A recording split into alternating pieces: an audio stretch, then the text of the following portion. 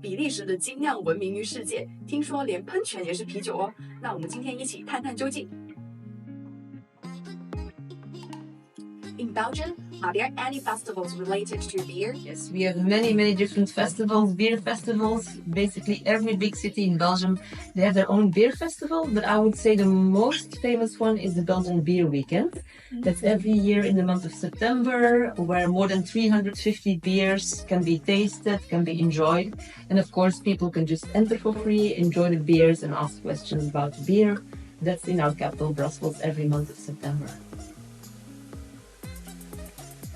Yes, it's a funny story, but indeed, sometimes this little boy, he doesn't pee water, but he pees beer, especially when there's something to celebrate in Belgium. For instance, if the national football team, if they go higher up in the competition, then sometimes indeed the little boy pees beer and people can actually drink that beer.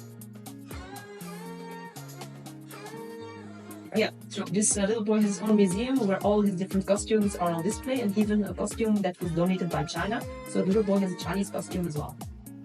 So what's the story behind the statue? Sure, it's a little statue, only 50 centimeters, so it's not really that tall. It's made of bronze and it was put there in the 14th century.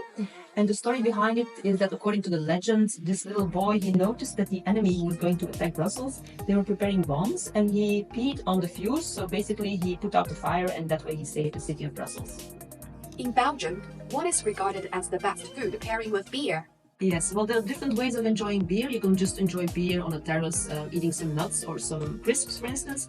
But you can also enjoy beer with a meal, of course. And when you do, then we recommend people to enjoy the wheat beers with fruity desserts. We have the lager beers, which are better with some more heavy food like hamburgers. And then the ale beer is better to pair it with sushi or with fish. 随着精酿啤酒的风行，下一集我们将继续探寻精酿的魅力。我是 Bob Jasmine。